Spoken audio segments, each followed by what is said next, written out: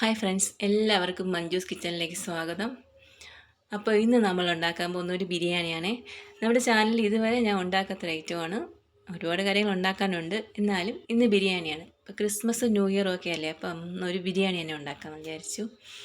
അതിനായിട്ട് ഞാനൊരു പാൻ അടുപ്പിൽ വെച്ചു. അതിലോട്ട് 3 ടേബിൾ സ്പൂൺ നെയ്യ് ഒഴിച്ചു കൊടുത്തിട്ടുണ്ട്.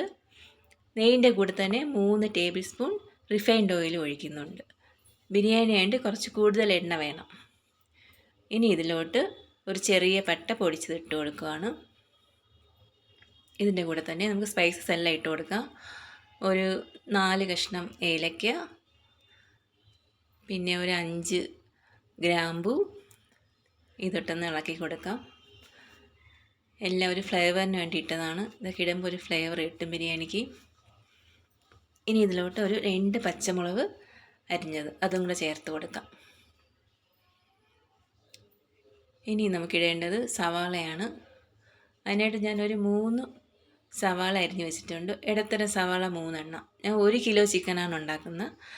1 കിലോ ചിക്കനും 2 കപ്പ് റൈസും എന്ന അളവിലാണ് 3 സവാള എടുത്തിട്ടുണ്ട്. ഇതിട്ടൊന്ന് വഴറ്റി കൊടുക്കാം.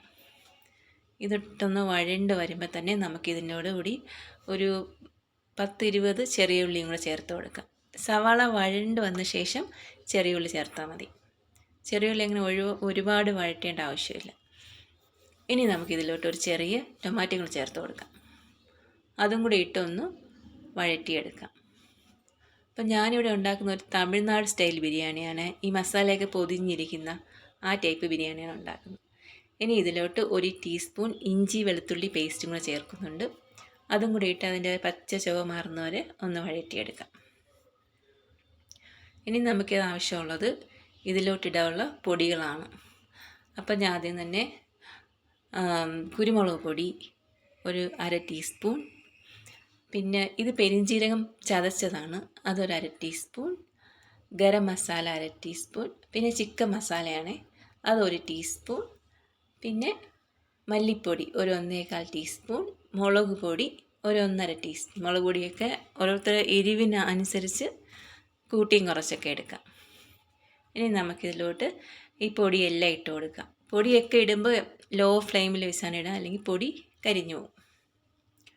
ഉള്ളി ഏകദേശം ഈ ഒരു നല്ല ഒരു ബ്രൗൺ കളറാവുന്ന വരെ വഴറ്റിയെടുക്കണം. എങ്കിലേ നമുക്ക് ആ ബിരിയാണിക്ക് ആ കളർ കിട്ടത്തുള്ളൂ. നമ്മൾ ബിരിയാണിയിൽ വേറെ കളറൊന്നും ആഡ് ചെയ്യുന്നില്ല, ഇതിൻ്റെ കളർ തന്നെയാണ്. ഇപ്പോൾ ഇനി നമുക്ക് ഈ പൊടിയുടെ പച്ച ചുവയൊക്കെ മാറുന്നവരെ ഒന്ന് വഴറ്റിയെടുക്കാം.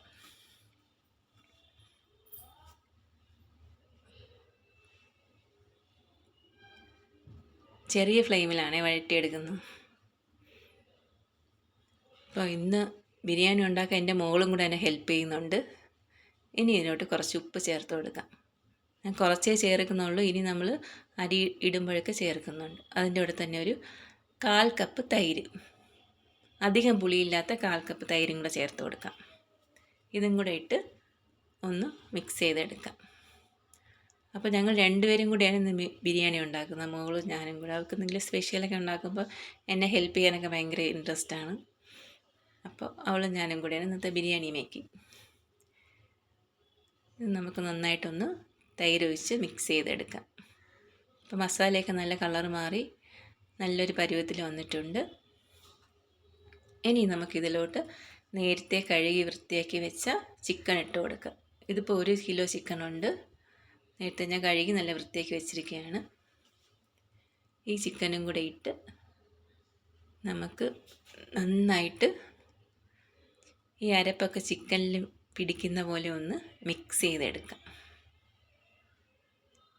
ഇപ്പോൾ ഈ തമിഴ്നാട് സ്റ്റൈൽ ബിരിയാണി എന്ന് പറഞ്ഞാൽ ചിക്കൻ കറി ഉണ്ടാക്കിയിട്ട് അതിൻ്റെ കൂടെ തന്നെ റൈസൊക്കെ ഇട്ട് വേവിച്ചെടുക്കുന്ന ഒരു ടൈപ്പാണ്. അതാണ് ഈ വേറെ കളറിലാണ് വരുന്നത്. മസാലയൊക്കെ പിടിച്ച് വേറൊരു കളറിലാണ് വരുന്നത്. അപ്പം ഞാൻ അതാണ് ഉണ്ടാക്കുന്നത്. ആദ്യം ഈ ചിക്കനിൽ ഇതൊക്കെ ഒന്ന് അരപ്പൊക്കെ നന്നായിട്ട് പിടിക്കട്ടെ. അതിനായിട്ട് നമുക്ക് നന്നായിട്ട് ഇത് മിക്സ് ചെയ്തെടുക്കാം. ചെറിയ ഫ്ലെയിമിൽ വെച്ചാണ് മിക്സ് ചെയ്യുന്നത്.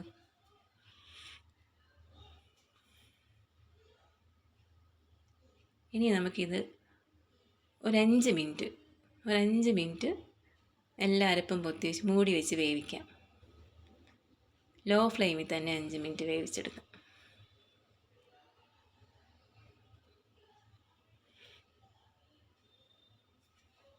മൂടി വെച്ചു. 5 മിനിറ്റ് കഴിഞ്ഞിട്ടുണ്ടേ. നല്ല തിളയെല്ലാം വന്നിട്ടുണ്ട്. ഇനി നമുക്കിതിലോട്ട് കുറച്ച് മല്ലിയില, വളരെ കുറച്ച് മല്ലിയില ഞാൻ ഇടുന്നുള്ളൂ. കാരണം ഇവിടെ കുഞ്ഞുങ്ങൾക്ക് അതിൻ്റെ ഫ്ലേവർ അത്ര ഇഷ്ടമല്ല. അതുകൊണ്ട് നിങ്ങൾക്ക് വേണമെങ്കിൽ എത്ര വേണോ ഇടാൻ മല്ലിയില.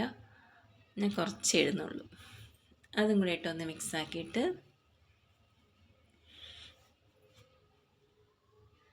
ചെറിയ ഫ്ലെയിമിലാണ് ഇട്ടിരിക്കുന്നത്. നന്നായിട്ടൊന്ന് മിക്സാക്കി കൊടുക്കാം.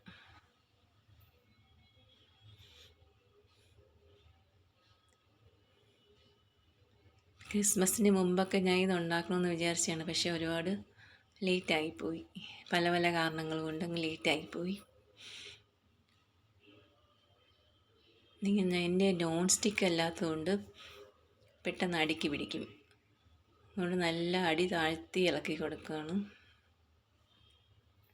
ഇനി ഇതിലോട്ട് നമുക്ക് ഒരു 3 കപ്പ് വെള്ളം ഒഴിച്ച് കൊടുക്കാം. ഞാൻ 2 കപ്പ് അരിയാണ് എടുത്തിരിക്കുന്നത്. അതിന് 3 കപ്പ് വെള്ളം ഒഴിച്ച് കൊടുക്കാം. അരി എടുത്ത അതേ കപ്പിൽ തന്നെയാണ് 3 കപ്പ് വെള്ളം അളന്ന് വെച്ചത്. അതും ഒഴിച്ച് കൊടുത്തു. ഇനി വെള്ളം ഒന്ന് തിളയ്ക്കണം. അതിനായിട്ട് നമുക്കിത് മൂടി വെച്ച് വേവിക്കാം. ഇപ്പം ഞാൻ ഒഴിച്ച് കൊടുത്ത ഒരു 2 ടീസ്പൂൺ നാരങ്ങ നീരാണേ. നാരങ്ങ നീര് ഒഴിക്കുന്നത് എന്തെന്ന് വെച്ചാൽ നമ്മളിതിനകത്ത് റൈസ് ഇതിനകത്തിട്ടാണല്ലോ വേവിക്കുന്നത്. അപ്പോൾ അത് ഒട്ടിപ്പിടിക്കാതിരിക്കാൻ വേണ്ടിയിട്ടാണ്, നമുക്ക് വേറിട്ട് കിട്ടാൻ വേണ്ടിയിട്ടാണ് നാരങ്ങ നീര് ഒഴിച്ചത്. അതും കൂടെ ഒഴിച്ചു. നമുക്കിത് മൂടി വെച്ച് തിള വരുന്നവരെ തിളപ്പിച്ചെടുക്കാം.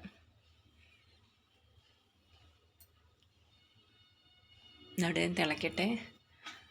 അപ്പം ഞാൻ ബിരിയാണി ഉണ്ടാക്കാൻ ബസ്മതി റൈസാണ് എടുത്തിരിക്കുന്നത്. അത് കഴുകി 1 മണിക്കൂർ കുതിർത്ത് വെച്ചിരിക്കുകയാണ്.